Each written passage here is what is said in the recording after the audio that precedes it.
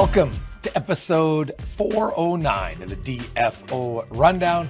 I'm Jason Greger. As always, it's brought to you by Bet365. It's never ordinary. Get in the game at Bet365. Use the promo code NATION, NATION, and get on a bevy of games. NHL is back in full swing. We've got another 16-game schedule coming up on October 28th. You got MLB into the CS, the AL and the NL, CS, NFL, CFL. You got it all at Bet365 as we welcome in our Sunday night slash Monday release contributor, Jeff Marek, who is clearly at the Marek household. You dress up for Thanksgiving, looking very classy.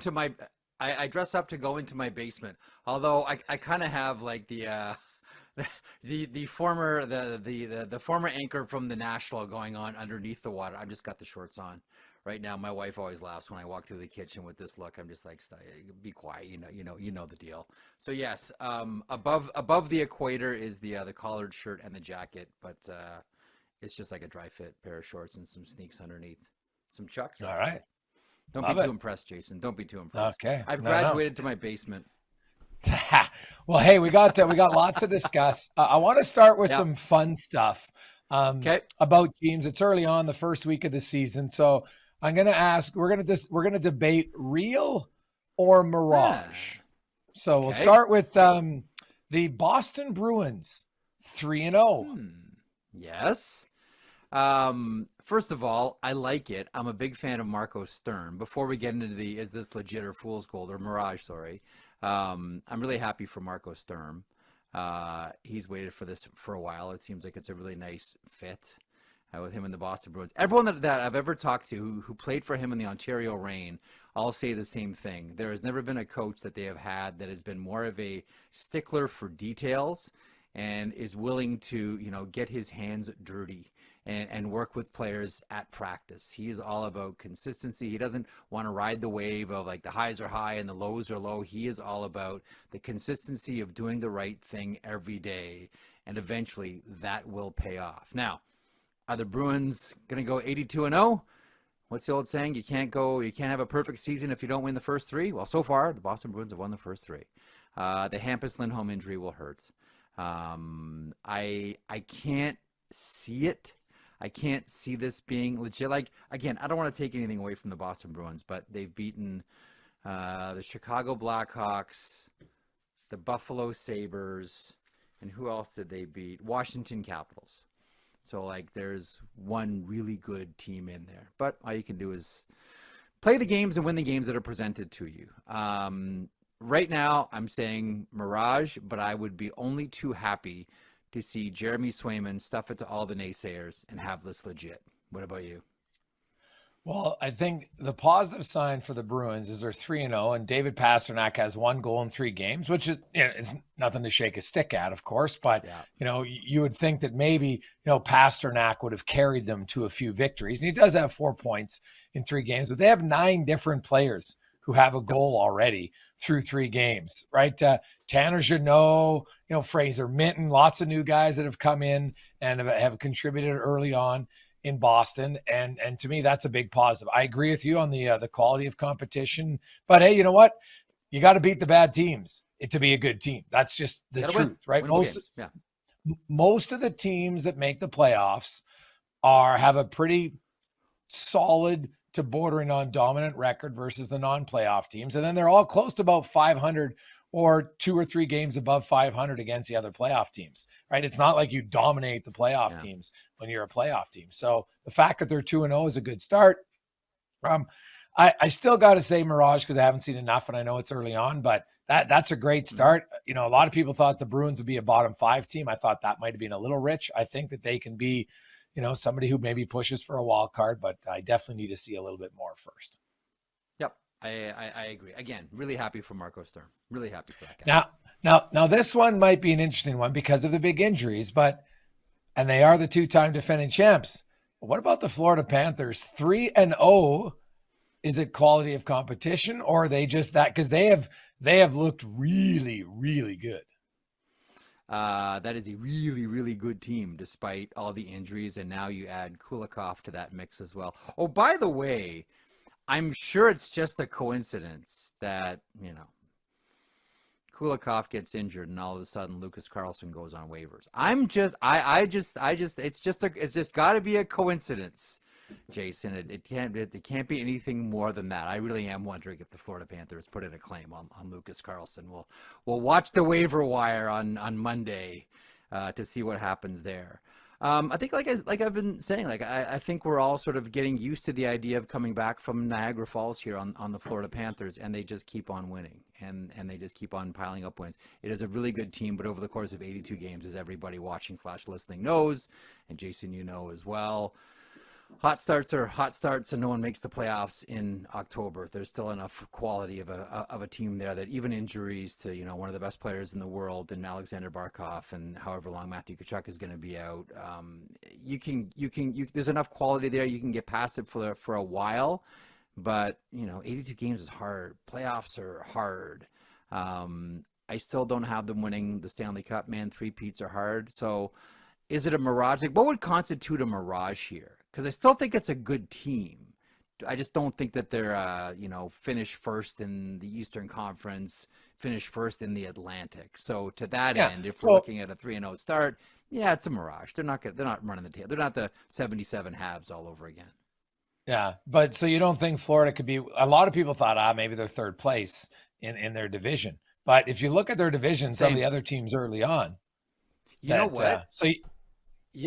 Can I just pause on that for 1 second? You know who looks really slow and probably should have lost their first game? Toronto. Yeah. They look slow. And they got outplayed by the Detroit Red Wings on Saturday, squandering a lead. And I know that Detroit Red Wings second line is fantastic. I love what they are doing in Detroit with that second line. Like Marco Kasper, man, that is just, I just love the way he plays, and he's putting up points, and they have him with Kanan DeBrincat, and it's just such money. It's just such magic between those three guys. But having said that, man, the Maple Leafs looked slow against the Montreal Canadiens. They were, quote unquote, lucky to get out with a win there, and they looked really slow on Saturday. I had a conversation with a coach on Sunday morning. No, it was Saturday night actually, and he said to me, we've seen this happen before. And I said, we've seen what happened before?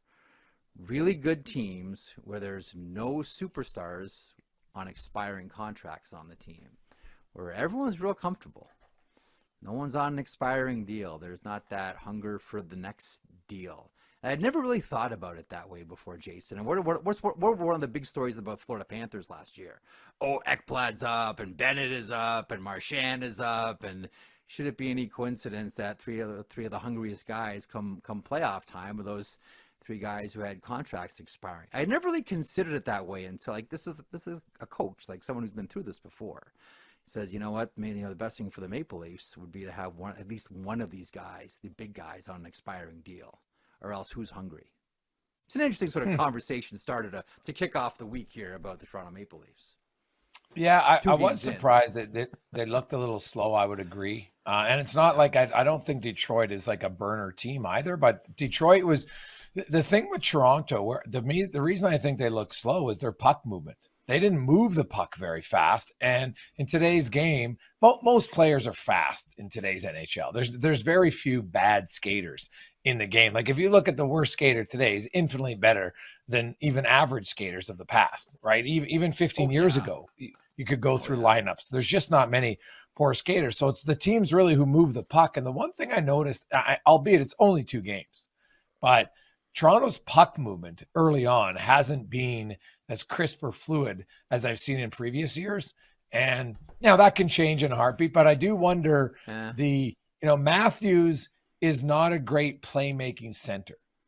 He just isn't, right? Like he scores more goals than he has assists the majority of the time. And when you look at a lot of the other top centers, they all have more assists than goals. Now, Draisaitl still scores 50 goals, but he always has more assists, right? And that's just, I'll be interested to see kind of how. I think it's going to take some time to adjust that. Matthews he's got to carry the puck more. And he's going to have to be more of a distributor playing center. Well, he's always had Marner to play fetch, right? How many times have you been there? Yeah. Marner is there with support for Austin Matthews. Marner's a guy that gets the puck to Matthews. I remember having this conversation. We talked, was it last week, about Adam Oates. And Adam Oates is a huge Mitch Marner fan. And he would always say to me, why is it always Mitch has to do this for Austin? Who's doing something for Mitch? Who's doing something for Marner here? It's always Marner gets the puck to Matthews. Marner gets the puck to Matthews. It's always, his job to do the shovel work for Austin Matthews. I think you're right. Like, obviously Matthews is a finisher. Finishing centers are unique in the NHL, as we all know. Generally your goal scorers are on the wall.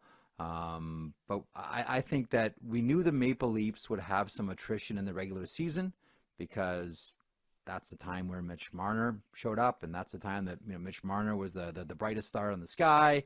But this team, I don't think, really, outside of just getting to the playoffs, really cares much about what happens in the regular season. This is a team that's obviously been, I mean, the criticism has been, maybe they're designed to try to out-Panther the Panthers, but this has been a team that's been designed now with Brad Treliving for the playoffs and not for the regular season. So maybe we shouldn't be surprised. Maybe we shouldn't. Now, I want to go, we talked about some teams off to great starts. Not great is probably a little bit of over exaggeration. It's 3-0. That's okay. Let's get ahead of ourselves. I'm looking at some other teams. I want to go on the other end and kind of, is this just a slow start, or is this potential sign of things to come? There's one obvious one. I'm going to leave the easy one till last. But I'm going to go with the New York Islanders, who, Schaefer scores his first goal. He has an assist. He's second youngest defenseman in NHL history to score a goal. I think it was 18 years and 34 days. But they're 0-2 again. What do you, there's lots of excitement on Long Island. Is this just a 2-game stretch, or is this kind of maybe a little bit of foreshadowing? I like how they're using Schaefer. This isn't sort of, ushered into 25 minutes a night. I mean, it's like, it's the slow steps from Matthew Schaefer. Love the goal. I love that your first goal is essentially, you're playing snooker, and you're just jamming that puck in. I wonder, and I think we all did, what the growing pains were going to be with Matthew Barzal back at center, right? We think he's a professional hockey player. He's going to slide back into, one of the most difficult positions on the ice. I wouldn't worry too much about well, first of all, my expectations for the Islanders aren't high to begin with, so what does the old saying go, Jason? Like, a mediocre man is always at his best. I don't have these guys, winning their division or doing anything in the playoffs, if even they get there. So I look at 0-2 and go, well, that's fine. They're going to drop a couple of games here and there along the way anyhow. I wouldn't put too much in this one, because the Islanders are sort of getting into that era where your only question is, are the kids getting better? Like, sure, Barzal and Horvat all going to be there, but pretty soon we're going to be talking about, Cole Eiserman, and we're going to be talking about Cal Ritchie. And the only question we're going to have about the Islanders is, how quickly can you get these guys up to NHL level, and are they getting better each and every game? And we're kind of getting close to that now with this team. How about you? Yeah, well, when I look at the Islanders, I didn't have the Islanders as a playoff team, so I'm not. I think this is a sign of things to come. I think they've been a team that's really kind of struggled to score. I'm a little surprised Sorokin's got like a 4.21 goals again. Now, obviously it's super early. Go get him, Stan Bowman. Go Stan Bowman. Go get your goalie, Stan Bowman. Yeah. I look at the Islanders, and I still don't feel that they're a team that's going to be able to win games offensively. So they have to win games defensively. And they haven't been able to do that. And you know what? I know Patrick Roy really, expects a lot from his goaltenders, and we saw that last season. But the Islanders to me are a team that they are who I thought they were, and what I see is what you're going to get. They're going to have some exciting games. I think people will be excited about the future of Schaefer, but I don't see the Islanders competing. What I wonder about too, further to that point, if this is, if this is, and these are the New York Islanders, and it's a team that's, out of the playoff picture early in the season, would they make Matthew Schaefer available for the World Juniors? Or do you think he's past that? Well, the way he skates, man, I'm going to say no. Like, he's playing 20 minutes a night. I think they'd rather keep him in the NHL right, than 7. Like, what's he going to gain from 7 games of the World Juniors? Well, the only reason I ask is like last year was such a disappointment for him and for Team Canada and the way he went out. Like, if you want to give the kid a cookie, like, here you go, a couple of weeks in Minnesota, go chase a gold medal for your country. I don't know. I wonder about the same thing with San Jose and Sam Dickinson, and San Jose with Michael Misa. Like, you wonder about it with a number of guys, but you know what it's like. Once a guy gets a pro taste, yeah, I'm not a junior hockey player anymore. No, I'm not I don't. Anymore. If you're like, I see guys like when I know it's hard. I know. Yeah, like when Pietrangelo and other guys, they played 9 games out of the first 2 months. That's, to me, that's a little bit different. Schaefer, I think, is going to be playing every night, so I don't think there's any chance. The LA Kings they're 1-2, but they've allowed 12 goals against in 3 games. Defense, that was their calling card. Kuemper was unreal last year for the LA Kings, and I think Kuemper covered up a little bit of their issues early on. The LA Kings look old. They do. I wonder. Again, it's only a couple of games. But first of all, let's just agree that everything we say is prefaced with it's early, and then just beyond with the conversation. Okay, everybody listening and watching right now, just understand that everything that Jason and I say about these teams right now should be prefaced with it's early. Okay, so that's out of the way. Totally unexpected that this was going to be the way that it was going to happen for the Los Angeles Kings. We thought the defense would be, at the forefront of what LA is going to do. I mean, you look at some of the defensive forwards they have. Specifically, you look at, the nature of that blue. I wondered how much the Gavrikov leaving to go sign with the New York Rangers was going to hurt. Look, him and Mikey Anderson may have been the best shutdown pair in the NHL last year. May have been like flat out, full stop, the best shutdown pair in the NHL. Gavrikov is such a sneaky, underrated guy. I know that there's sometimes some injury issues there, but nonetheless, I didn't think it was going to happen like this. I'll tell you what, the one thing that really jumped for me, and we saw it on back-to-back nights with the Los Angeles Kings. The first game against Colorado, they looked awful. Like, rudderless, didn't know what they were doing, house on fire, didn't know what was happening. They looked like that was one of the worst performances I've seen of this edition of the LA Kings. Next night against the Vegas Golden Knights, they could not have looked more different. They were in tune, they were crisp. Quentin Byfield is hopping. And I don't know that I've seen a team look completely different like I saw the Los Angeles Kings in their first couple of games. And the walkaway is, okay, well, which team is it going to be? Is it the one that we just saw, stick it to the Vegas Golden Knights, or the one that we saw fall apart on opening night? Albeit in very nice jerseys, but still. Well, yeah, they looked a little Jekyll and Hyde. You're right, from really good to really bad to really good. But I think like it was, to me, Darcy Kuemper last year, he easily could have won the Vezina Trophy. If you looked at his quality of shots that he faced compared to Hellebuck, and their numbers were almost identical. I could have made a strong argument that's why I didn't have Hellebuck as the leader for the Hart. I thought that Kuemper faced way tougher quality of shots according to Clearside Analytics, and he gave up basically the exact same. But this year, I know it's early. We all preface that, but it hasn't looked the same. And goalies, Jeff, it's the one thing that we see. I don't like usually your top 10 scorers in the game. You know what? They might go at 100 points. They go to 90, right? But we see goalie numbers fluctuate significantly. I know it's not just the goalie. It's based a lot on how the team defense is playing for sure. But the goalie position and their numbers is the most volatile position in the game. And the way that LA relied on their goalie last year, if he's not going to be able to bring that every night, which is hard to ask, I think it could be a tough year for them. Brian Burke once told me, we were talking about the Vezina. And generally, the general managers vote on this thing. There's some select media members too, but generally it's voted on by the general managers. And the one stat that they look at more than any other stat is wins. Full stop, they look at wins. And Brian Burke's point to me in all the years that I've known Brian has always been this. Like, he's always wondered why GMs vote for this thing. He said, the goalie position is the one position that all of us managers screw up regularly. Why are we voting for this? We mess up decisions on goaltenders worse than anybody in the league. Why are we voting on the best?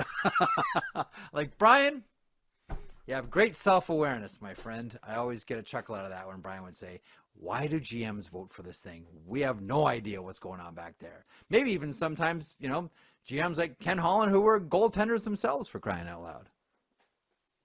Yeah. Well, I think it's the hardest position in sports. Like, if you get a great goalie, you want to keep them. There's no question. And the great goalies are the ones where you can dig in. Like, save percentage is not the number really to base your goaltender on. I would actually value goals against better than save percentage nowadays. Like, every goalie's save percentage has gone down the last few years because they allow the same amount of goals, but the NHL counts shots more accurately now. So where there used to be 30 shots a game, now there's only 27.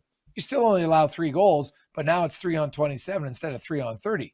It's a difference between 900 and 886. That's a big difference. And it's not like you're playing any worse. It's just the glove save that used to be outside the post, that doesn't count as a shot on goal anymore. So that impacts it. But to me, it's goals against, right? It's like, do we evaluate scores by shots on goal, shooting percentage, or actual goals? Goals. No one goes by, look at the score shooting percentage, but it does. I find that interesting a bit. Goals against average. And then it's, quality chances, right? Like, if you're not facing many high danger chances, in theory, you should have a better save percentage, right? Because most goalies can make the low to mid danger saves on average, way higher than they can the high danger ones. This is why, and you talk to these people too, you talk to anyone who works in analytics departments across the NHL. I always get this when, like, there's one person who works in an analytics department who just like shames me every time I mention expected goals, always. And I always get reminded that there are the public models and then there are the private models, which are, and the teams have the private models of how to measure or how to evaluate everything in the game. And I'm always reminded, take everything that you see publicly with a grain of salt, because, as everyone who works in these departments keep reminding me, we're past that. We are way, way past that right now. So everything, like, don't let the cement harden around your opinions based on the public numbers, because NHL teams are way past that. Jeff, Dustin Wolf has played all 3 games for the Flames, including back-to-back to start the season, which shows me how valuable I think he is. It's early. Right? Yeah, I agree. You shouldn't be fatigued then. You're a young goalie. The Flames, at the start of the season, the challenge was, are they going to score goals? Well, 3 games in, they're averaging 2 goals a game. You got 6 goals in 3 games. Now, I know Jonathan Huberdeau, banged up, and hey, Huberdeau's one of their best players, for sure. Pospisil's out. He adds some energy, no question. But I look at the Flames, and to me, they are sign of things to come. The Calgary Flames struggling offensively. And that's, meanwhile, Dustin Wolf's allowed 12 goals. Right now, he played 3 games in 4 days. And I get that you're young goaltenders and everything, but the position is so much more demanding nowadays. The last thing they can do is try to wear down their goaltender in his second season. Because Jeff, the second season for lots of goalies is a little bit harder. Yeah, and that's why. That's a really good point. So I'm not sure. Like, do you have? I'm going to ask you something very specific. And listen, I have a number, and it's 100, but really it's 150, and that is, I don't make my mind up about a goalie until I see at least 100 games, maybe 150 games. Like, how many goaltenders?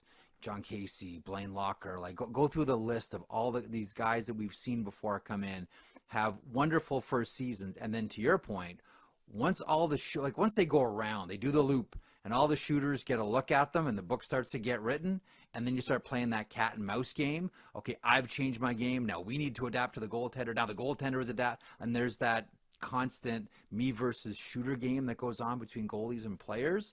Like, until we start to see that dynamic and all the shooters start to write a book about the goalie and how you beat them, I don't make up my mind about them. I really don't. Wolf had a great season last year. I don't want to diminish that. It was fantastic. I'm still not writing the book on him. I'm not, because I don't know how many times you've seen people make mistakes on goaltenders because they haven't seen them and for me, it's 100. I don't know if you have a number. For me, it's 1 or 150. That's where I start to feel comfortable that I know a goalie. Well, do you know how many goalies started 150 games over the last 3 seasons? No. 11. You're good at this. Go. 11. Yeah. So that, just to give our audience, that's not even one, that's just, over 1/3 of the league, slightly. Right. And so, and I'm going established goaltenders, and, it's just, that's a lot of games. Like when you want to go, it's 50 starts a year, which is now like 50 starts a year isn't a crazy expectation if you're a true number one, but it just shows you. And, it takes time to get to know. Now, to name those: Connor Hellebuck, UC Saros, Vasilevsky, Sorokin, Shesterkin, Ottinger, Binnington, Bobrovsky, Markstrom, Stuart Skinner. That's it. Right. Well, actually, and Alexander Gorgiev, he's the other one, but he's not in the league right now. He just, he's been MIA. I think he's good. I think he's going to be going to Rochester. Yeah, he's going to Rochester on Monday, I'm told. He's going on Monday. Okay. So it's just to give our audience, I think 150 is actually a better number than 100, Jeff, to be honest, because it's so hard to know, 100 could be 2 years for a goalie. And that's just, lots can happen and change, and teams get more scouting reports on guys. And then the mental part of that position, I know lots of goalies talk about it, right? It's the old Ted Lasso, memory of a goldfish. That's what you need to have as a goaltender. And it's a hard position to play, because you can have a forward and defenseman make one mistake a game, and it doesn't result in the goal. When the goalie makes a mistake, it's usually a goal against. And that's what makes that position so much harder mentally. Yeah. Do you think they should be more protected? The goalie position? Are we talking the interference on Sanheim? The interference on Sanheim before the Brink goal. Like, I'm glad that it's happened early, so we can have, I was told years ago, a simple little motto to follow, and it all has to do with liability. If you're in the blue, that's on you. Right? The minute your skates are in the blue, you're one manager told me this. Said, think about it in terms of liability. Okay? And the minute you are in the blue paint, your liability goes sky high. Regardless of, was it a gentle bump, a little, no. In terms of liability, when you go into the blue paint, you do anything, pretty much that thing's coming back. Like, to me, I know Flyers fans don't want to hear it, and Bobby Brink was, cute about it afterwards in his interview, but like, that to me was a simple one. That was a really simple call. And again, like, just so our listeners have a sort of cliched way of trying to analyze whether a goal is going to be called back or not. If you're in the blue, that's on you. Now, you can go in the blue to chase a loose puck, but if what we saw on Saturday with Travis Sanheim, where he goes into the blue, and essentially, even though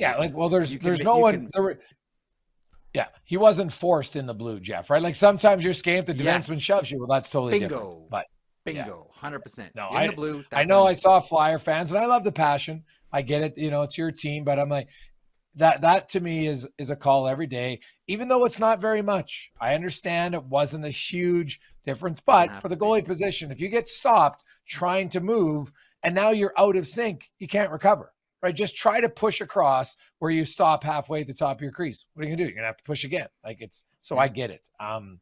I think if it's a tough one, is if you're gonna go to the net, because I want guys to go to the net with the puck. Yeah. Right? Sanheim didn't have the puck. That's the other thing. So, or did he have? No, he didn't have the puck. Cutting across, originally had the puck. It was gone by the time. Yeah, but it was gone by the time he hit the goal. Right? Like, if it's on your stick and you're cutting the goal, that to me is a little bit different. But sure. Yeah. So, because you can go to the net, you're allowed to crash the net. There's nothing legal about it. But yeah, I agree with you that it's early on. It's like, hey guys, this is what we're calling. Here's your reminder. And as long now, this is always the key. Stay consistent with it. That's what you're going to call. Oh yeah. That's what you're going to call. Right? That's where the league at times I think hurts themselves. I will say this.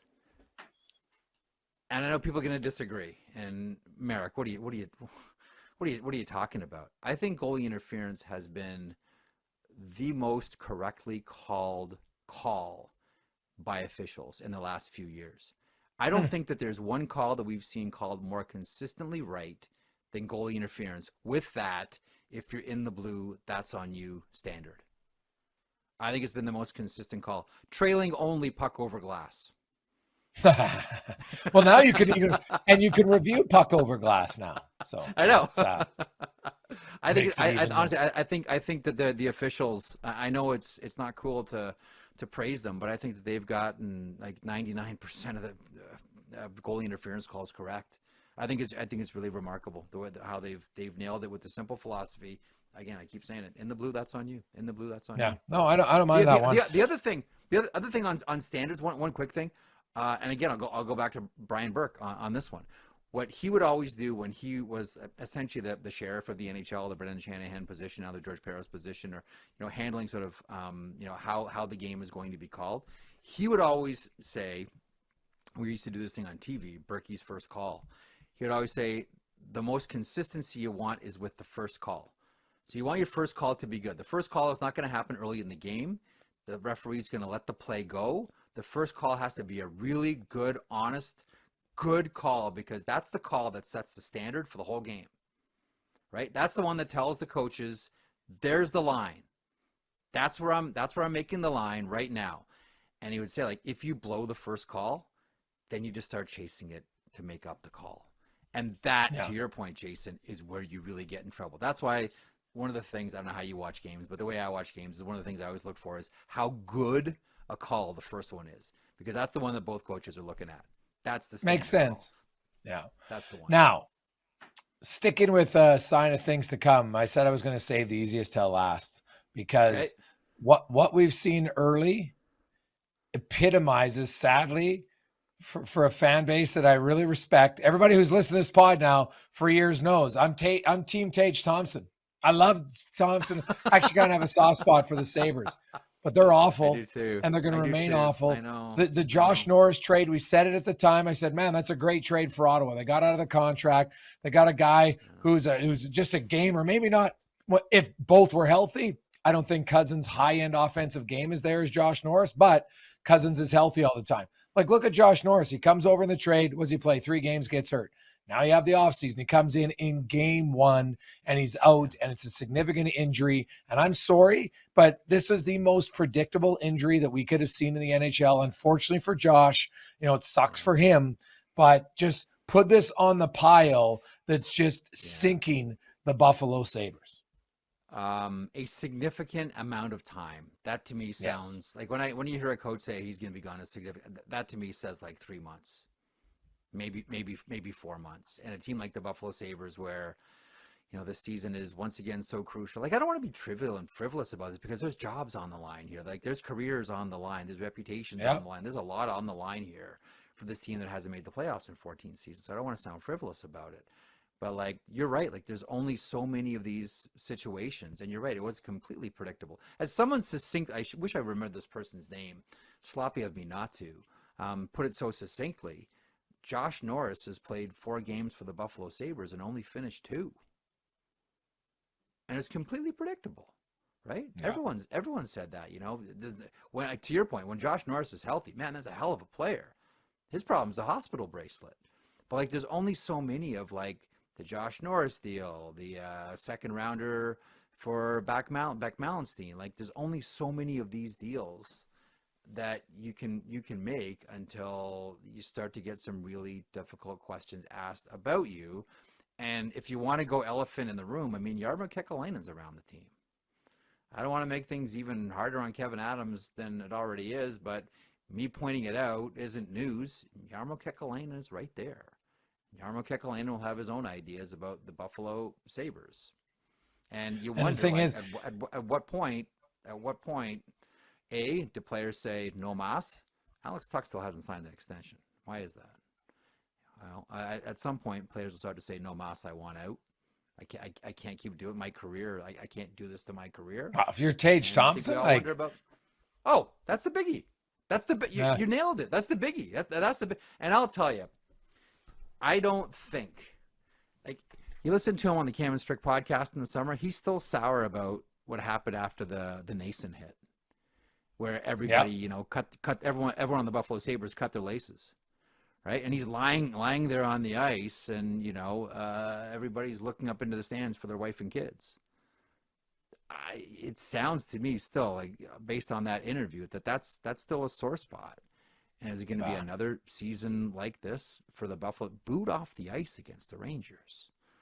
He's played 2 games. Like, I get it. You didn't score a goal, in your season opener. You waste, hey, losing, half the teams lose close to most teams lose their first game. Not necessarily their home opener, but they get shut out. It's just, it can be demoralizing for a team that's been look at, like, they're already off a great start if they want to continue the streak to 15 in a row. It's not great. What were the shots in that first period against Boston? It was like 17-2. I think 17 or 19-2. It was like, holy smokes! Like let Sabres fans come up for a breath. Like, do they have to get speed bagged every time they watch their favorite team? And I'm with you. Like, every year I say it. Like, maybe just because I grew up in southwestern Ontario and French Connection and Don Edwards and Bob Sauvé and Danny Gear and Larry Playfair and Jerry King Concora. But like, I just want Sabres to be good. Like, those fans don't. I don't care how you feel about a fan. No one deserves that. What they're getting right now. This is, and here's another one. You're going ride or die right now with Colton Ellis and with Alex Lyon until UPL comes back. Where's Devin Levi in all this? How's Devin Levi feeling about his career right now? Wow, maybe they're saving him from the horror show, right? But but how long can you? Yeah. Well, and here's the thing, Jeff. They could get rid of the GM if the owner doesn't decide that he has to hire the best people for the job, not people that he knows or people that are going to listen to everything he says, because clearly the owner doesn't know anything about hockey. Like, the numbers don't lie. Okay. This is like what?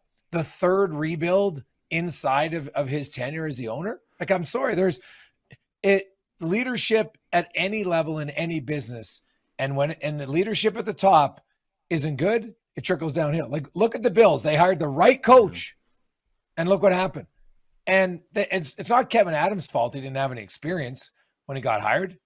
And my understanding is, I don't think Lenny Ruff was his first choice. And they're like, oh, well, New Jersey, we don't have to pay him that much. And there's lots of rumors around. And it's just, to me, they can, until they get on the right path, they're just going to get on the Ferris wheel of suck, and you're going to get a new rider every time, and it's not going to change anything. And you're going to have lots of players.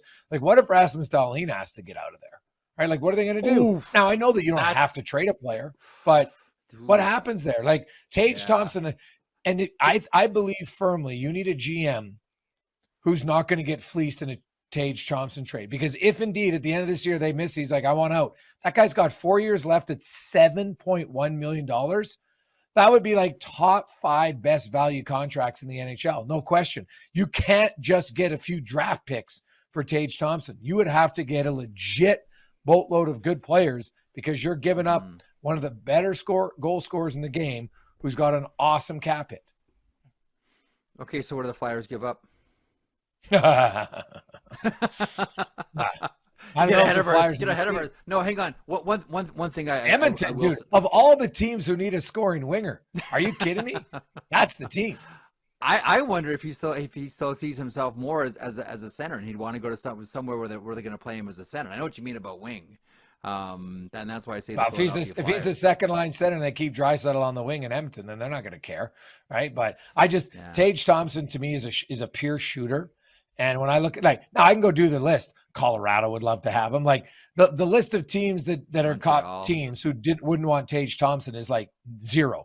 Vegas Golden Knights, I would never count out in any big player trade. They're always looking for guys. About the only team who maybe couldn't get involved would be Florida, because they got their whole lineup signed for, like, they just signed Yona Gadjevich to an extension too. So that might be the only top team I'd say, they might not be in the Tage Thompson sweepstakes. But everybody else, the Dallas Stars would probably be like, hey, you know what? We'll trade you Jason Robertson, right? Like, there's lots of teams that would be interested.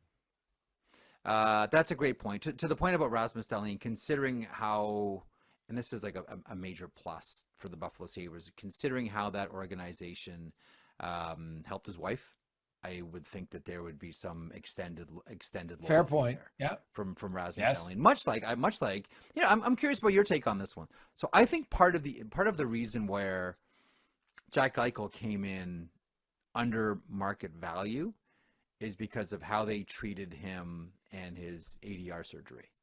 i.e. allowed him to have it and allowed him to have bodily autonomy over how, and like that's a huge thing for anybody, athlete or just, regular civilian like you and me. I think that's a big thing. Like, I don't think that Kelly McCrimmon went and said, "Hey, remember that whole ADR spinal fusion issue that was raging through the NHL over you, and we let you have this." I don't think for 1 second McCrimmon would have done that. But we're all human beings. I would have to think that in the back of Jack's mind, every time he wakes up in the morning and his neck feels good, he's probably saying to himself, thanks to the Vegas Golden Knights, because Buffalo wasn't letting me have this. Buffalo doctors were like, no way, too risky, never been done. Never been done. Sorry, never been done in hockey. Never been done in hockey. Yes. Yeah, that's very true. We got lots more topics to get to. We're going to get to, we've got some early season fines to discuss. And because we actually had some people asking about that. So we'll get to that. But first, Let's bring in our good buddy, Pat Puff, on the pod. Pat, how you doing, my man? Great. Yourself? Good Thanksgiving weekend, so we're going to try this. But starting with Buy or Sell, brought to you by Bet365. It's never ordinary. Bet365. Download the app. Get in the game. Use code NATION at Bet365. Must be 19 or older.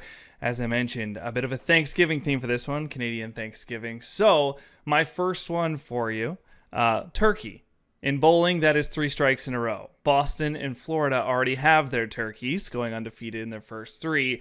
3 teams are still in the mix to go undefeated. That is Seattle, Carolina, and Dallas. So buy or sell, all 3 of these teams will complete their turkey on Tuesday. I'm going to go Carolina and Dallas. Dallas is almost in that, it feels like that phase where they're the best team in the NHL, except when they play Edmonton, which is what we've seen from Dallas for the past however many years. I'll take 2, and I do want to make a small point on San Jose, or on Seattle rather, after Jason gives his picks here. What do you think, Jace? Well, I'm looking. The Kraken are taking on Montreal. They're on the road. Dallas is at home to Minnie. And the Carolina's on the road in San Jose. And we might have to talk about the Sharks. I don't know if any teams had a wilder start to the season than the San Jose Sharks. Nobody's been more entertaining. I'll tell you that. No, this team's been more successful, but I don't think anybody's been more entertaining. 8-7 games, baby. Let's go. The San Jose Sharks. Go. But Dallas at home I like, and Carolina on the road. So I'll take those 2. Can I make one point? And I just want to make sure that it gets recognized on this show. One thing that I really liked from the weekend. So Vegas and Seattle, right? 1-1 in the third period. Lane Lambert's still rolling 4 lines. They got it. They don't really have any. Yeah. No, but he's not shortening the bench. Like, we're close. Normally, like in a situation like that, like, you know how sensitive it is in Seattle. Like, you guys get it, right? Like, normally you think like, all right, 4th line, take your skates off, grab the hot towels. He kept rolling 4 lines. Like, over the course of a long, like, that plays well over the course. I just want to make sure, like, thumbs up to Lane Lambert. In a really tricky situation, he still rolls 4 lines. That was really cool. Well, the only time they made the playoffs is when their 4th line was unreal. Right? If you remember it that year, right? They all had 14 goals. They were playing great. So maybe they're going to go back. Now, I would put Seattle in the mirage of a 2-0 start for me. I'm just not sure they have enough horses when push comes to shove, but they did get that win. And hey, that's all you want early on in the year. 968 save percentage for Joey Decord. To your previous point, Jason, about goaltenders, right? Show me a good goalie, I'll show you a good coach. Totally. So selling on the turkey. We'll jump over to the next one. The Montreal Canadiens are probably the most thankful of the refs so far this season, 15 power plays in 3 games. But right now, the Minnesota Wild lead the league with 45.5% on the power play, 5 goals in 11 opportunities. So buy or sell, this Minnesota Wild power play could be one of the most underrated this season, potentially the best by the end of the season. Grex. Ooh, Jace, you want this one first? Yeah, well, I'll tell you, man. Kaprizov and Tarasenko, and then you throw in Bouillon. Like, they never really had like a catalyst on their back end. Like Brock Faber, I think, is more of he's a good offensive player. I don't view him as a great offensive player. I think he's a really good defenseman because he can defend for sure. But William, he brings you offense. Matt Boldy obviously can score. I'm going to buy that Minnesota will be a top 5 power play. I can buy that. They got licked by the Columbus Blue Jackets. Was a 7-4, and all 4 goals were power play goals. Do I have that one right, Pat? All 4 of them were on the PP, and Steve William was a big part of that. He's not without his warts. He's not without his issues. Like he's young, man. But that guy is going to be such a stud and is going to be such an anchor for that power play for years to come. Listen, in 5-on-5, the dynamic with Rossi and Boldy has been special too. I like it, and I think a lot of it is gonna come from someone that's gonna make a lot of noise around the Cauldron. That's Steve William. Hard not to love this kid. Yeah, he's definitely off to a great start. So potentially buying on the Wild power play. My last one. Vegas is probably thanking the Toronto Maple Leafs. Eichel leading the league with 7 points. Dorofeyev leads the league with 5 goals. Now, Marner only has 2 points, but the line in general is looking great. So buy or sell this Vegas first line could potentially continue to be the best line in hockey by the end of the season. Marek. I think it's going to be.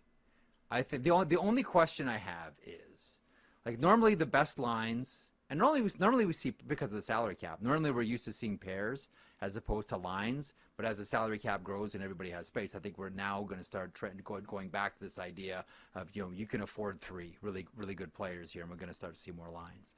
I think was it last week that I said here or somewhere else on our Daily Faceoff YouTube channel that I think this line has all the potential to be the number 1 line in the NHL, except who's going to shoot the puck. Eichel's a pass-first guy. Marner's a pass-first guy. I wonder if Eichel will shoot more. I wonder if Marner's going to shoot more.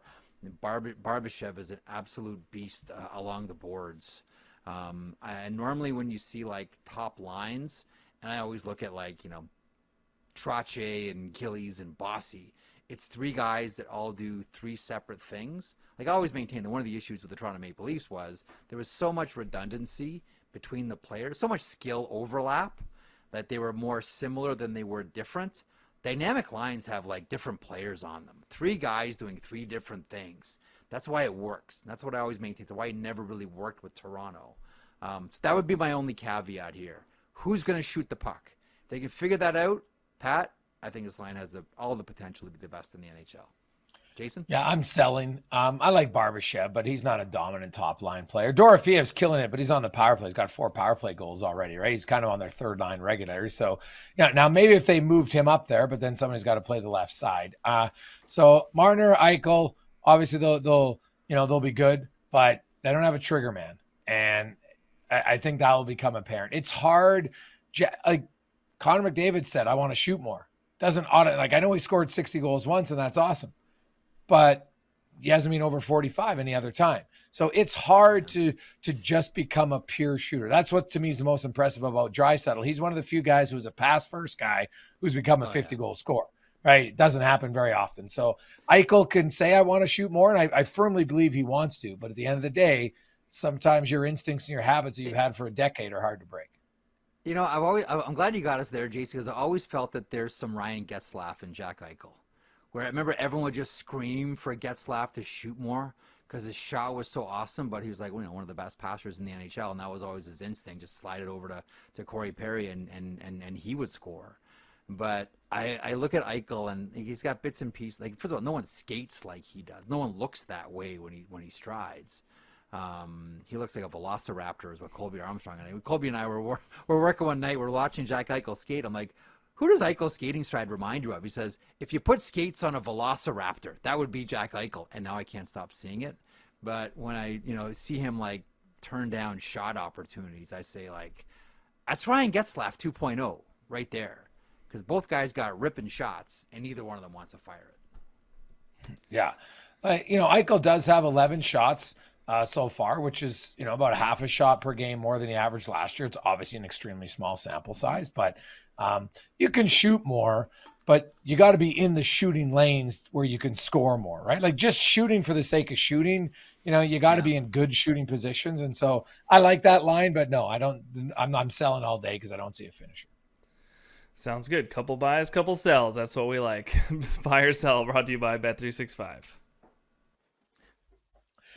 Now, it got a little play because, Meyers gave the old pitchfork to Connor McDavid, and he got fined. They called it slashing. I don't know how, I guess, I don't know what else you'd call it. Lifting is an emotion. Can we pause on that one for one thing? I have talked to people in the Department of Player Safety about this and actually come up with a term for it. I'm glad you brought this up because I want to run it by you. This is what I want in the rule book. What we just saw with Tyler Meyers and Connor McDavid. How would you feel if we called that the cowbell? $2,500 cowbelling. Yeah, that's what it is. Yeah, every guy knows what that slashing. Is. Yeah, it's not slashing. No, it's cowbell. It's cowbell. I've never slashing is usually a coming down motion or sideways or from the side. Yeah. Like to me, that's a pitchfork. As a farm kid, down, up. That's all day. That's the pitchfork all day. Yeah. And McDavid got up. I know God is cool, but do you think that's a suspendable play? I actually don't. I know some people think it's a suspendable play. Do you? No, but you know what the weird thing about it is it's so seldom called. Like how many times? I know that's exactly. You've seen it so many times. Like, oh man, that's awful. Where's the call on that one? Like, I'm glad that they rung him up for the $2,500 because any guy seeing that is going to go like, oh man, I know exactly how that feels. To say nothing of how bad it looks. Like it's just a bad look on the league when you got guys, cowbelling, pitchforking, however you want to describe it, each other on the ice. It looks awful for your product. It looks terrible for hockey. But for the longest time, wasn't called at all. And I could never get a straight answer as to why. And maybe it is, Jason, to your point, because what's the closest definition you have to it? I mean, I guess if you squint really hard, you can go with what they call it, the slash. But that ain't a slash. That's a pitchfork. That's a cowbell. That's south-north with the hockey stick. Everyone knows it. It's a bad look on the game. So glad they rung him up. And then he almost took the linesman's head off going to the box too. Yeah, that part was he did say sorry though. I noticed it was somewhat comical in that space. But what about the Cole fine? I can't figure. Again, fine with that one too. It's not a stick slew foot, but it's similar in tone and in intention that you can't look at it and say slew foot. But I hate slew foots, man. That's the one play that I hate the most. I hate it the most. I hate it the most. Like of all the calls, that's the one I'm like, oh, gross. Hits from behind and slew foots. I wish the NHL would suspend more. Yeah, for slew footing, absolutely. This is not that. The thing that I can't figure out about it is, so he gets Stamkos from behind with the stick in front of the net. So Stamkos falls, hits Cole in the head with his stick as he's falling, and Stamkos gets a high sticking penalty. Well, I can't figure technically, it. technically, you got to be in control of your stick, but give me a break.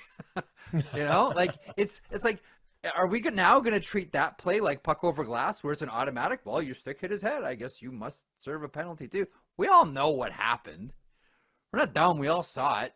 And Stamkos is getting hit from behind and he's falling. Of course he's going to flail with his stick. None of that's even close to deliberate. Can you use some judgment on that? No? I just can't believe there was offsetting. Yeah, I think it's because his stick hits his shoulder, probably not a pen. Hits him in the head. Yeah. But I get why. Like anybody who's ever played, when you get hit off balance, it's natural that you kind of are in control. Like I don't know anybody who falls back, but their stick doesn't come up just on a pure momentum basis with you, right? Yeah. Like I'm trying to think, have I ever fallen backwards and be like, oh, I keep my stick perfectly with as I'm falling back, my arm goes forwards to keep it down. I don't Yeah, I don't know if I that's the could ever last thing. think of that. Last thing on your mind. Oh, I gotta watch my stick here. As you're about to fall and hit the back of your head on the ice, you're more concerned about your stick. Said nobody, ever, in the history of the game. You're trying not to fall. Sneaky play, sneaky dirty play. $2,500. Now, speaking of the San Jose Sharks, and that, like, what a wild start to the season. Them and the Ducks, there's 13 goals, are going overtime. They played really well against Vegas for 58 minutes. They got the Vegas Golden Knights, who are a really good team. Yeah. And you got an empty netter, and Eklund misses it the first time, and then he goes for the wraparound, and it literally just slid off his stick. I don't know how he didn't score the wraparound. And then Jack Eichel gets the puck in the corner in the defensive zone, skates up the boards, not even skating very fast, crosses center, dumps it in on goal, bounces by the Nedeljkovic tie game. Then they go to overtime, and San Jose flips it out of the zone. Nedeljkovic races out, smart play to get up, but it's 3-on-3, Jeff. It's 3-on-3, and you still can't hit it by the just shoot it anywhere. I don't care. And ends up in the back of their net as Theodore keeps it in, taps it ahead, and empty net goal, basically, and Vegas wins. Like, oh, my God. Now, we might look back, whatever the standings are at the end of the season, and here's the play. Like, unreal. Absolutely unreal by Nedeljkovic after he gave up the tying goal from center ice, for God's sakes. But I look at the Sharks, and depending how the season plays out, that point, either way, because it might be the difference of them having better odds or worse odds in the draft lottery. And if it ends up being if it helps them, well, God love them. But if it hurts them, oh my God, what a brutal 1 point in a season that you never should have given up. That was an old school hockey game. Let's just be blunt. And there was one thing about it that was really old school that I just loved. And it reminded me right away when I saw it, because we saw something similar the night before in the Calgary Edmonton game with the Blake Coleman goal. That was a result of a puck flip towards a netminder. And then Stuart Skinner had the hard time just either throwing it in the corner or getting it to Evan Bouchard. But there was a guy by the name of J.C. Tremblay, who was an outstanding defenseman with the Montreal Canadiens and then the Quebec Nordiques, the WHA. And that was what he did. He would get center ice and he would flip pucks towards goalies. And the thinking is it would bounce in front of them and nobody knows where it's going. Rubber puck, frozen water, who knows where that thing is going. Tremblay would say that it added about, he said, 25 goals to his career just by flipping pucks in front of goalies. And when I saw Eichel do that, that's where my brain went. Oh man, that's the J.C. Tremblay play done to perfection by Jack Eichel. I know you want to get the puck to safe positions and all that and keep the puck away from the goaltender. I'm kind of surprised that we don't see that anymore. I've been saying this for decades. To me, it's one of those fun plays where you just flip it at the goaltender because no one knows where the thing is going to go, how it's going to bounce. Goalies freak out. Oh crap, how am I going to play this thing? I love that Eichel did it. I just absolutely loved it. And and that to me cemented once again, going to get back up on my high horse as much as everyone wants to, dump in or carry the puck and have possession and get it to a safe place.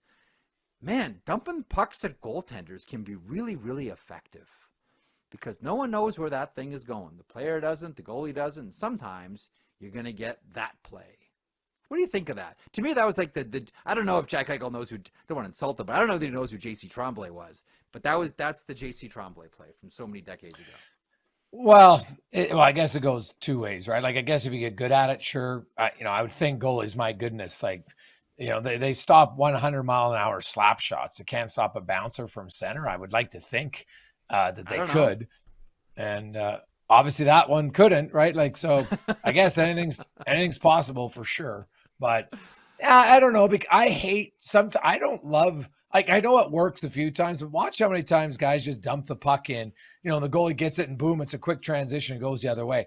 I still don't love the dump in on a goalie because I think 98% of the time it's an easy out the other way. Okay, let me ask you this question then. First of all, I hate the trapezoid. I just want I want goalies go play the puck wherever you want. Go for it. Yeah.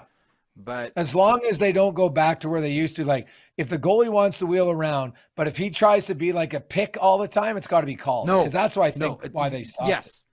Well, I mean, they stopped it for the two Martys, right? For Marty Brodeur and Marty Turco. Who were like sublime at handling the puck. Would you rather have the no-fly zone for goaltenders in the corners or behind the net? What do you think would do more for goals?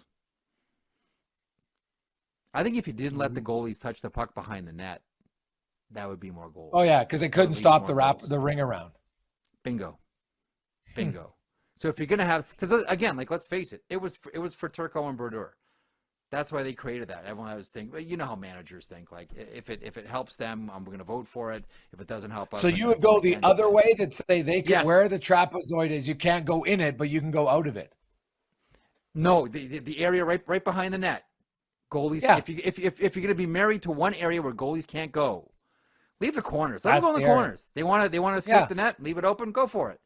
They can't go behind the net again. So basically, there's going to be one zone. Like right now, they can't go where the trapezoid is. You might shrink it a bit, but you're saying they can't go currently where the trapezoid is, but they could do the opposite of what they do now, where they can go in it. Correct. Right? Correct. But you're saying reverse it, and you can go out of it, but not in it. Well, you're right on the dump-ins for sure. I never even thought of that, but it definitely would eliminate that for sure. Right now, goalie's going to say, hey, wait a sec, you're stopping something. But if out of the two, which would I prefer? Well, there'd be more chaos if they were allowed to go to the corner and not behind the net for sure. Totally. Like fun and more goals. Okay.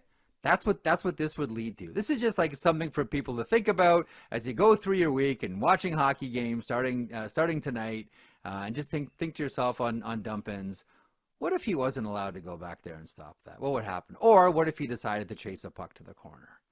What would happen? Yeah, it would be interesting to see. I think it would create a little bit of chaos, no question. Because goalies sometimes struggle just going that short distance, never mind farther. Ain't that the truth?